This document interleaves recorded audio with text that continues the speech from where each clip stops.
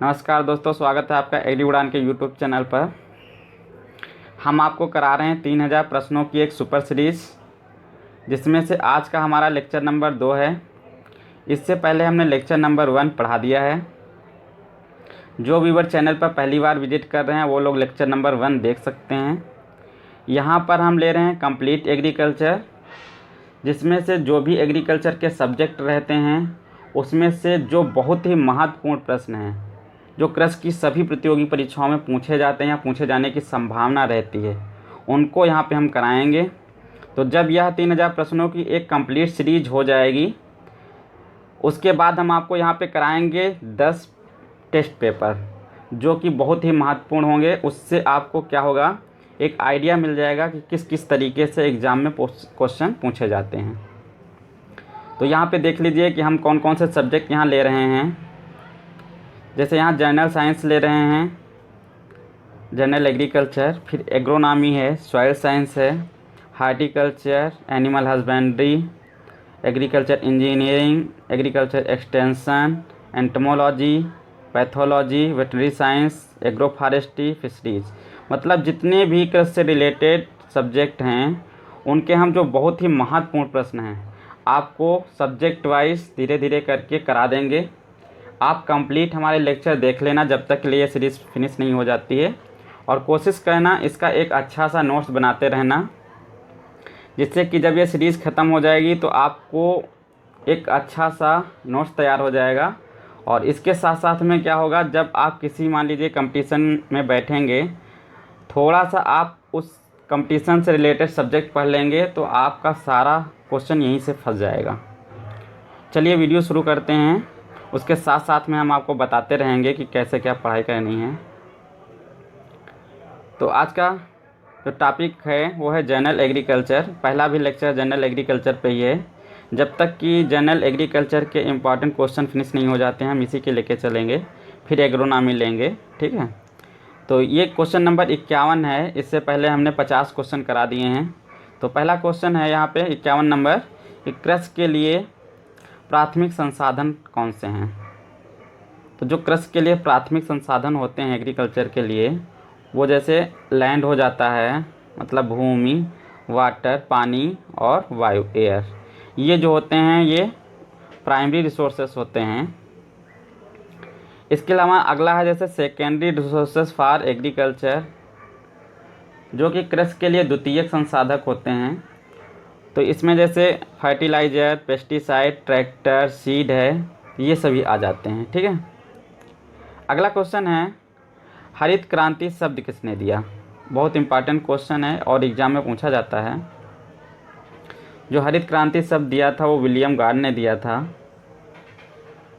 Next question है, CRI की अवधारणा किसने दी। दोस्तों जो CRI जो होता है ये गेहूं से संबंधित होता है। क्राउन रूट इनिशिएशन इसको बोलते हैं, ठीक है। जो गेहूं में शिखर जड़ अवस्था होती है, तो इसकी अवधारणा किसने दी थी, बताया किसने था इसको, तो BL भरद्वाज ने बताया था। इसको आपको याद रखना है, एग्जाम में पूछ लिया जाता है। इसके अलावा नेक्स्ट क्वेश्चन है, धान में जिंक की कमी से खैरा रोग की सूचना किसने दी। मतलब जब धान की खेती हम करते हैं तो उसमें जब भूमि में जिंक की कमी हो जाती है तो एक रोग हो जाता है खैरा।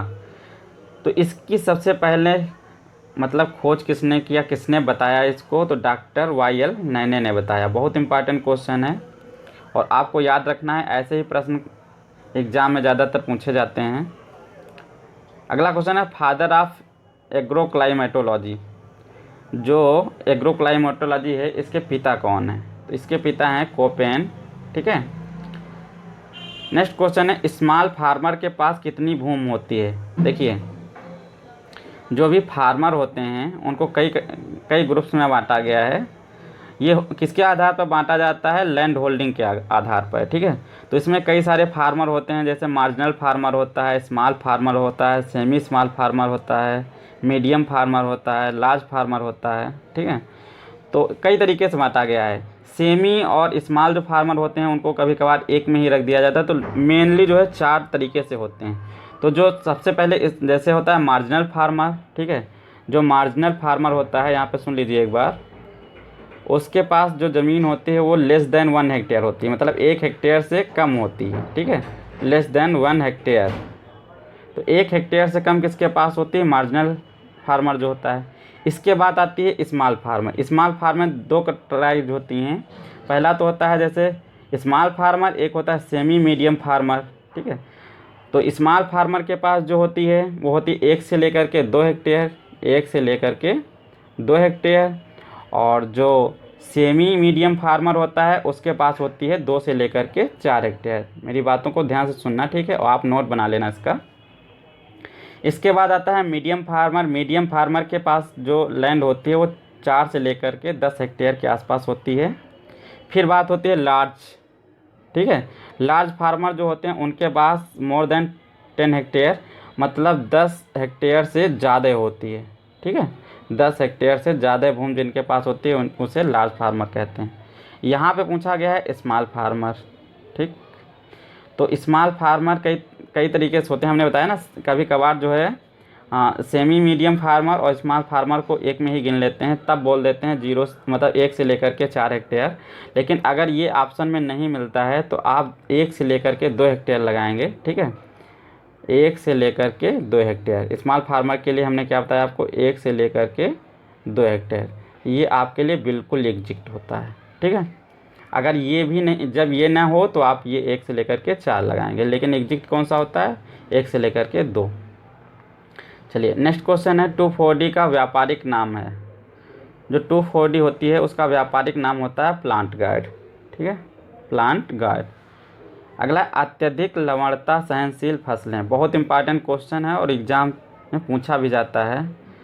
तो यहाँ पे जो अत्यधिक लवणता सहनशील होती हैं, मतलब ऐसी फसलें जो लवणीय मृदाओं में आसानी से की जा सकती हैं। तो इसमें मुख्य है जैसे जौ, सबसे ज़्यादा यही पूछा जाता है। ऑप्शन में आएगा भी जौ, फिर चुकंदर। अगर मान लीजिए जौ वहाँ पे नहीं है, ऑप्शन में ही नहीं दे रखा है, तो आपको चुकंदर लगा देना है। और मान लीजिए चुकंदर भी नहीं दे रखा है, कपास दे रखा है, तो कपास लगा दीजिए। और ये तीनों दे रखी हैं तो वहाँ पे करेक्ट आंसर हो जाएगा। सबसे नंबर 1 जो होता है वो जौ होता है। जौ सबसे ज़्यादा अत्यधिक लवण सहनशील होती है, ठीक है।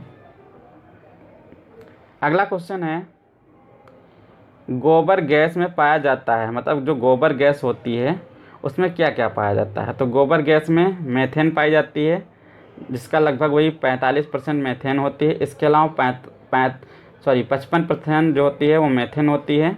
इसके अलावा 45% जो होती है कार्बन डाइऑक्साइड होती है, ठीक है। नेक्स्ट क्वेश्चन है योजना आयोग के अनुसार भारत में कितने कृषि जलवायु क्षेत्र हैं? देखिए बहुत इंपॉर्टेंट क्वेश्चन है। यहाँ पे कभी कभार एग्जाम में क्या होता है, पूछ देते हैं जलवायु क्षेत्र, इनको बोलते हैं एग्रो क्लाइमेटिक, ठीक है, एग्रो क्लाइमेटिक। तो एग्रो क्लाइमेटिक जोन कितने होते हैं? 15 होते हैं, ये भारत में होते हैं। और कभी कभार पूछ देता है एग्रो इकोलॉजिकल जोन, ठीक है, एग्रो इकोलॉजिकल जोन। तो इकोलॉजिकल जो जोन होते हैं वो होते हैं 21, ठीक है, नहीं सॉरी 20 होते हैं, पहले 21 थे लेकिन बाद में 20 कर दिए गए, ठीक है।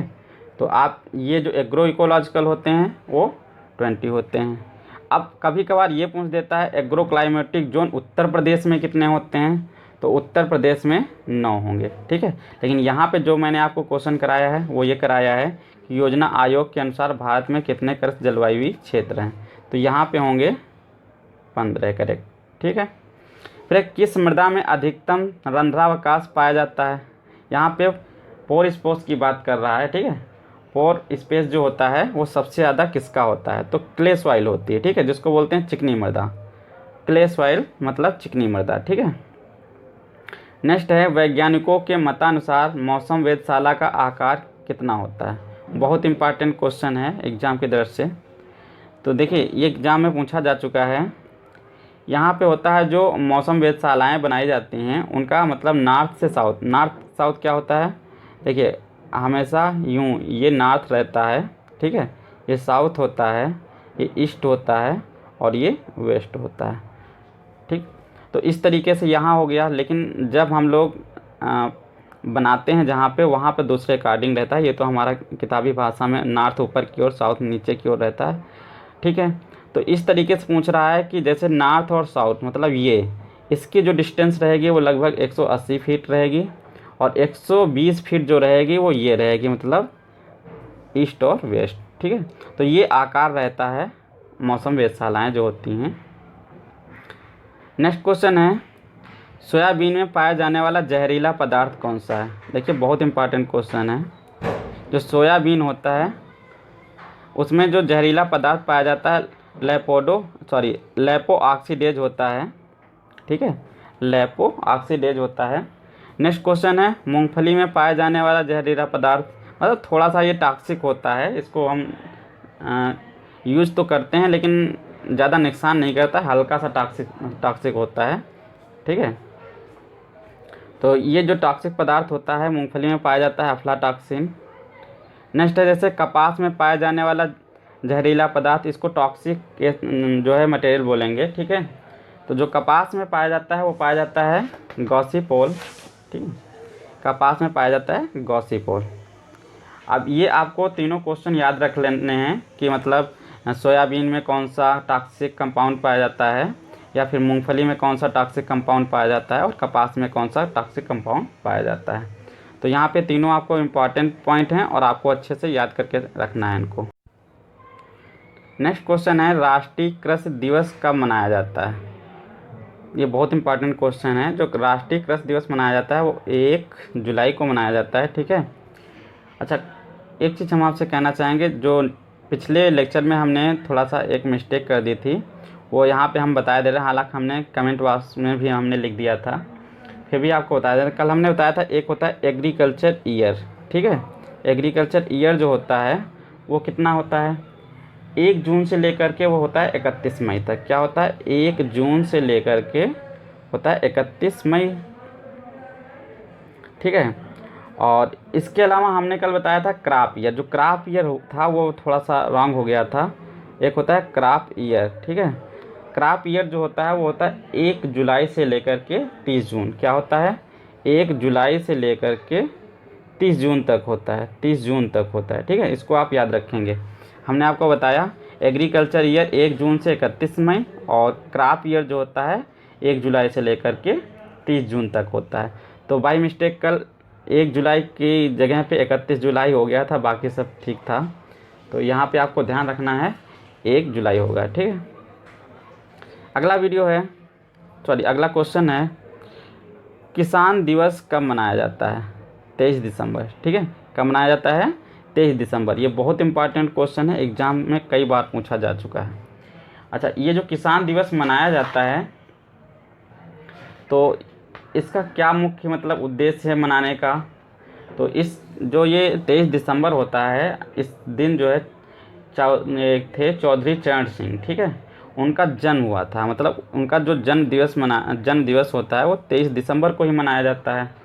तो इसलिए उनके जन्म दिवस के दिन ही ये किसान दिवस मनाया जाने लगा। ठीक है, अगला क्वेश्चन है, पशुओं के लिए एससीएन कितनी मात्रा जहर का काम करने लगती है? ये बहुत इंपॉर्टेंट क्वेश्चन, जो एससीएन की कितनी मात्रा पशुओं के लिए जहर का काम करने लगती है।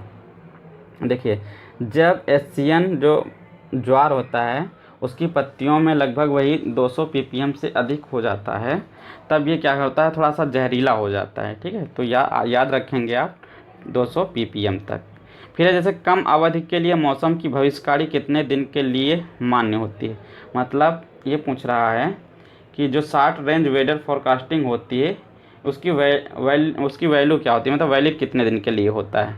तो वो वैलिड होता है 3 दिन के लिए। ठीक है, अगला क्वेश्चन, सामान्य जुताई की गहराई कितनी होती है, मतलब कितनी गहराई तक सामान्य जुताई की जाती है?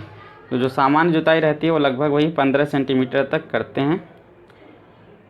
नेक्स्ट क्वेश्चन है, जिन मृदाओं में 20% तक कार्बनिक पदार्थ पाए जाते हैं उन्हें क्या कहते हैं? तो जिन मृदाओं में 20% तक कार्बनिक पदार्थ पाए जाते हैं उन्हें कार्बनिक मृदा कहते हैं। नेक्स्ट क्वेश्चन है, विटामिन B12 का संरचनात्मक घटक है? ये बहुत इंपॉर्टेंट क्वेश्चन है और एग्जाम में कई बार पूछा जा चुका है। B12 का जो संरचनात्मक घटक होता है वो होता है कोबाल्ट। ठीक है, क्या होता है?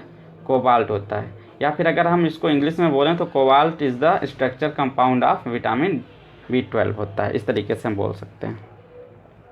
अगला क्वेश्चन है, SRI पद्धति भारत में कब शुरू हुई? बहुत अच्छा क्वेश्चन है। इसको बोलते हैं सिस्टम ऑफ राइस इंटेंसिफिकेशन, मतलब श्री पद्धति भी बोल देते हैं, कभी कभार लिख के आ जाती है, या SRI भी बोल सकते हैं।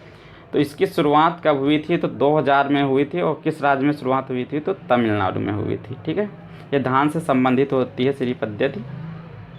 नेक्स्ट क्वेश्चन है रबी, खरीफ और जायद किस भाषा के शब्द हैं? तो रबी, खरीफ और जायद जो शब्द हैं ये अरबी भाषा के शब्द हैं, को आप ध्यान रखेंगे।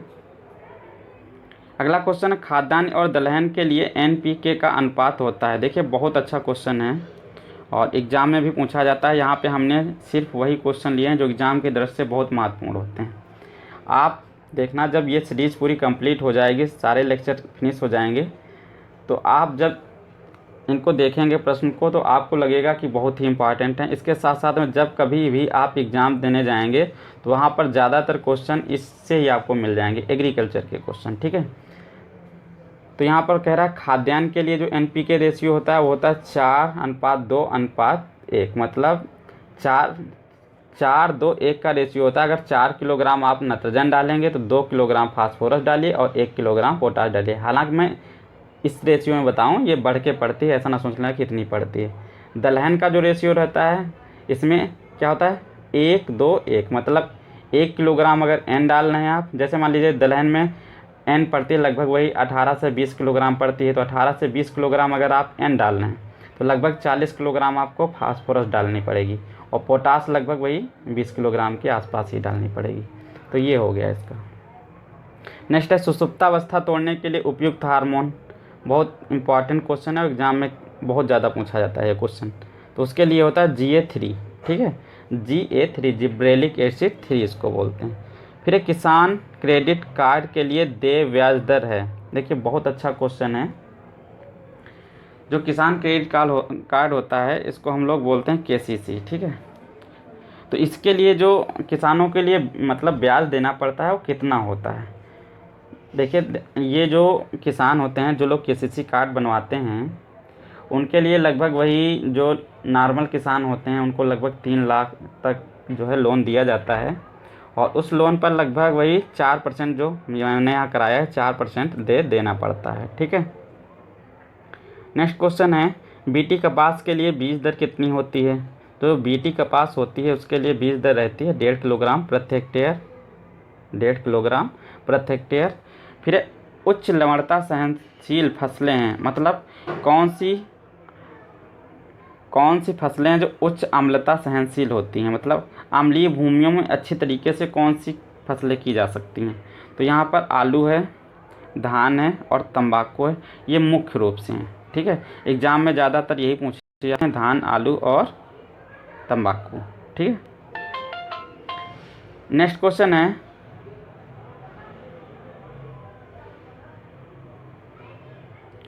टिटकेल का उत्पत्ति स्थान क्या है?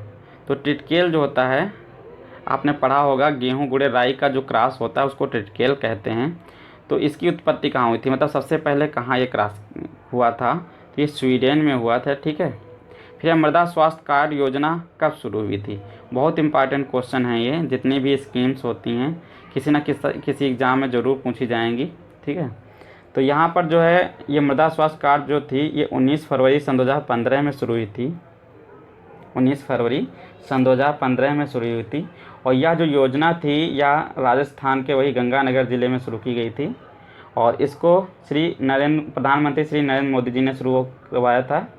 और इसका मुख्य उद्देश्य ये था कि जैसे जो भूमि होती है उसमें पोषक तत्वों की अगर कमी आ जाती है तो उसकी हम जांच कर लें, जिससे हम नई अगली बार जब फसल बोएं तो वहाँ पे पोषक तत्व पहले से ही डाल दें। ठीक है, तो इसमें क्या किया जाता था कि लगभग वही जो 1 एकड़ ज़मीन होती है, मतलब 0.4 हेक्टेयर भूमि, उसमें से लगभग 500 ग्राम मृदा का नमूना लेकर के हम लोग लैब में इसको चेक करते, जिसमें कई सारी चीज़ें चेक हो जाती थी, उसमें पता चल जाता था कौन कौन से पोषक तत्व की कमी है। और एक क्वेश्चन आपको ऐसे भी मिल जाता है, कभी कभार पूछता है कि जैसे मैंने अभी बताया कि सॉइल टेस्टिंग के लिए कितनी मृदा लेते हैं, तो 500 ग्राम लेते हैं। फिलहाल यहाँ पे ये क्वेश्चन है। अगला है किसान कॉल सेंटर की स्थापना कब हुई? ठीक है, तो किसान कॉल सेंटर जो होता है इसको भी बोलते हैं KCC, ठीक है। इसकी स्थापना जो हुई थी 21 जनवरी 2004 में हुई थी। और ये जो किसान कॉल सेंटर होते हैं इनमें क्या होता है कि यहाँ से जो है किसानों को जितनी भी खेती बाड़ी करने में समस्याएं आती हैं खेती से रिलेटेड, उसको जो है पूरी सूचनाएं दी जाती हैं उनको। और इसके लिए एक जो है टोल फ्री नंबर होता है 1800 180 1551 होता है, वो दिया गया है लोगों को। तो उस पर आप कॉल करके लगभग वही मान लीजिए सुबह 6 से लेकर के 10 बजे तक किसी भी समय आप कॉल कर सकते हैं। और यहाँ पर लगभग वही 22 जो क्षेत्रीय भाषाएं होती हैं उन पर जो भी क्षेत्रीय भाषाएं हैं उनके अकॉर्डिंग आप बात कर सकते हैं, ठीक है।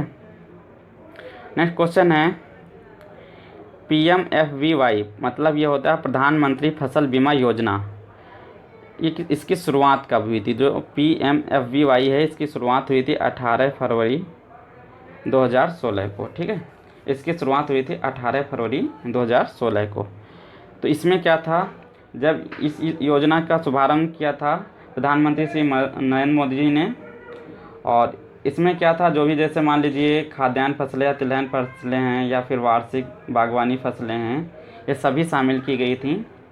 और इसमें जो एक प्रीमियम रेट देनी पड़ती है, मतलब जैसे कि जो लोग KCC करवा रखे होते हैं किसान क्रेडिट कार्ड वाला, तो उनमें हर सीज़न में मतलब एक सीज़न में होता है जैसे, उसमें इनसे एक ब्याज मतलब काट लिया जाता है, पैसा काट लिया जाता है। वो इसलिए काटा जाता है जब मान लीजिए कभी बुआई के समय या बुआई से पहले मान लीजिए खड़ी फसल आपकी है या फिर पूरी पक चुकी है, उस समय मान लीजिए आपकी फसल नष्ट हो जाती है, तो गवर्नमेंट क्या करती है, उसका जो भुगतान होता है करती है, ठीक है। तो इसलिए इसकी जो मतलब प्रीमियम होती है दर, वो लगभग क्या होती है, खरीफ में जो रखी गई है वो 2% है, और रबी में जो रखी गई है लगभग वही 1.5% है, और बागवानी फसलों के लिए 5% है।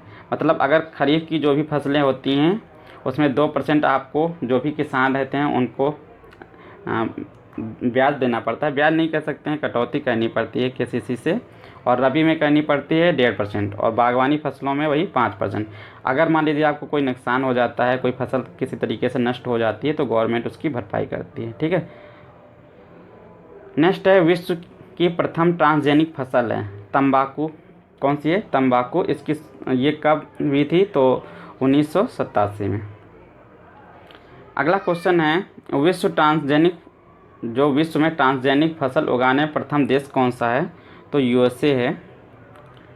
नेक्स्ट क्वेश्चन है भारत में सबसे अधिक उगाई जाने वाली ट्रांसजेनिक फसल है। जो भारत में सबसे अधिक उगाई जाने वाली ट्रांसजेनिक फसल है वो BT कपास है। अगला क्वेश्चन है विश्व में सर्वप्रथम BT कपास की खेती कब शुरू हुई? देखिए बहुत इंपॉर्टेंट क्वेश्चन है। तो सबसे पहले BT कपास की खेती शुरू हुई थी 1996 में, ठीक है। फिर है एक्सटेंशन शब्द किस भाषा का है? तो ये एक्सटेंशन जो वर्ड है वो लैटिन भाषा का है। अगला क्वेश्चन है मक्का की खेती करना कब प्रारंभ किया गया? तो मक्का की खेती करना प्रारंभ किया गया था 4400 BC। फिर है कुरुक्षेत्र पत्रिका कहाँ से निकाली जाती है? देखिए आपको क्या कहना है, जो भी इम्पोर्टेंट पत्रिकाएं होती हैं उनको लर्न कर लेना है। ये जो कुरुक्षेत्र होती है नई दिल्ली से निकाली गई। फिर है भारत में हरित क्रांति के पिता कौन है? देखिए बहुत इंपॉर्टेंट क्वेश्चन है, और हम जितने भी इम्पॉर्टेंट क्वेश्चन हैं वही करा रहे हैं। आपको कुछ ऐसे प्रश्न होंगे जो आपने ऑलरेडी पढ़ रखे हैं, कुछ ऐसे होंगे जो आपने नहीं पढ़े हैं, तो आपको कंप्लीट नोट करते हुए चलना है। तो हरित क्रांति के जो पिता भारत में हैं वो हैं MS स्वामीनाथन, ठीक है। और ये जो MS स्वामीनाथन थे इनको मिला था विश्व खाद्य पुरस्कार, जो कि 1987 में मिला था, ठीक है। ये भी क्वेश्चन पूछ लिया जाता है, जो MS स्वामीनाथन हैं इनको कौन सा पुरस्कार मिला था? तो विश्व खाद्य पुरस्कार मिला था 1987 में, ठीक है। फिर है सदा हरित क्रांति शब्द दिया तथा व्हीट रिवोल्यूशन नामक पुस्तक लिखी। बहुत अच्छा पॉइंट है। सदा हरित क्रांति को बोलते हैं ईवर ग्रीन रिवोल्यूशन, बोलते हैं ईवर ग्रीन रिवोल्यूशन। टर्म किसने दिया? प्लस व्हीट रिवोल्यूशन पुस्तक किसने लिखी? तो MS स्वामीनाथन ने ही लिखी थी। अगला क्वेश्चन है विश्व हरित क्रांति के पिता कौन है? तो विश्व हरित क्रांति के पिता डॉक्टर N.E. बोरलाग हैं, ठीक है, N.E. बोरलाग कंप्लीट यहाँ से देख लीजिए, N.E. बोरलाग हैं। फिर है N.E. बोरलाग को किस पुरस्कार से सम्मानित किया गया? बहुत इंपॉर्टेंट क्वेश्चन है, ठीक है। ये जो N.E. बोरलाग थे ये अमेरिका के रहने वाले थे, ठीक है, और इनको जो पुरस्कार मिला था नोबल पीस प्राइज़ मिला था 1970 में मिला था, ठीक है, नोबल पीस प्राइज़ मिला था 1970 में। अगला है श्वेत क्रांति के पिता कौन हैं? बहुत इंपॉर्टेंट क्वेश्चन है। जो श्वेत क्रांति के पिता हैं वो डॉक्टर वर्गीज कुरियन हैं, ठीक है। इनको भी विश्व खाद्य पुरस्कार मिला था। इनको जो विश्व खाद्य पुरस्कार मिला था वो मिला था 1989 में मिला था, ठीक है, 1989 में इनको विश्व खाद्य पुरस्कार मिला था। अगला क्वेश्चन है ऑपरेशन फ्लड स्कीम कब से कब तक चली? ये बहुत अच्छा क्वेश्चन है और एग्ज़ाम के दृष्टि से बहुत ही इम्पॉर्टेंट है। तो यहाँ पर देख लीजिए, जो ये स्कीम थी 1970 से 1996 तक चली, ठीक है। इसमें कई चरण थे। जो फर्स्ट था मतलब प्रथम चरण था, और यहाँ पे देख लीजिए प्रथम चरण जो था वो था 1970 से लेकर के 1978 तक, ठीक है, 1970 से लेकर के 1978 तक था ये, 70 से 78 तक, ठीक है। फिर द्वितीय जो चरण था वो 78 से 85 तक था, 78 से लेकर के और 85 तक। जो तृतीय चरण था वो था 1985 से 1996 तक, ठीक है। 95 कहीं कहीं मिल जाता है लेकिन आप 96 ध्यान रखेंगे, या फिर कभी मान लीजिए एवरेज में पूछ देता है, थोड़ा बहुत इधर उधर ऑप्शन में है तो आप अकॉर्डिंग टू ऑप्शन कर देंगे। तो यहाँ पे 3 चरण थे, पहला 70 से 78 तक, फिर दूसरा था 1978 से 1985 तक, फिर था तीसरा 1985 से 1996 तक। तो ये ऑपरेशन फ्लड का मुख्य उद्देश्य था मतलब दुग्ध क्रांति को मतलब बढ़ावा देना एक तरीके से। फिर है सुनहरी क्रांति के पिता कौन हैं? तो डॉक्टर के.एल. चड्ढा हैं। नेक्स्ट क्वेश्चन है अकाल कमीशन कब नियुक्त किया गया? देखिए बहुत इंपॉर्टेंट क्वेश्चन है। अकाल कमीशन जो था वो 1880 में नियुक्त किया गया। फिर अगला क्वेश्चन है कृषि विभाग की स्थापना कब हुई? जो कृषि विभाग है उसकी स्थापना 1871 में हुई थी, ठीक है। तो ये आज के क्वेश्चन थे। अब हम आपको यहाँ पे कुछ क्वेश्चन ऐसे बोलेंगे जो मैंने पिछले लेक्चर में कराए थे, ठीक है। तो आप उनके कमेंट बॉक्स में आंसर देना, जिससे कि क्या होगा, जैसे हमें पता चलता रहेगा कि हमने जो पिछले लेक्चर में पढ़ाया था आप उसका रिवीजन कर रहे हैं या फिर नहीं कर रहे हैं। तो पहला क्वेश्चन है आपसे, आप इसका कमेंट बॉक्स में आंसर देंगे। फूड प्रोडक्ट ऑर्डर का प्रारंभ कब हुआ था? पहला क्वेश्चन ये है FPO मतलब फूड प्रोडक्ट ऑर्डर का प्रारंभ कब हुआ था, ठीक है। और दूसरा जो क्वेश्चन है वो ये है कि जो पहला ग्रीन हाउस था उसकी स्थापना कब हुई थी? पहला ग्रीन हाउस कब बनाया गया था? दूसरा क्वेश्चन यह है पहला ग्रीन हाउस कब बनाया गया था? इसको भी आप कमेंट बॉक्स में आंसर करेंगे। इसके अलावा तीसरा जो क्वेश्चन है वो है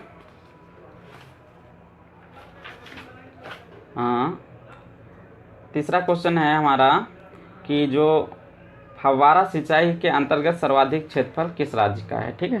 तो इन तीनों क्वेश्चनों को आप क्या करेंगे, कमेंट सेशन में लिखेंगे, ठीक है। तो आज का यह वीडियो था। अगर आपको वीडियो पसंद आता है तो अपने सभी दोस्तों तक शेयर करना। अब हम मिलेंगे आपको नेक्स्ट लेक्चर में, तब तक के लिए धन्यवाद।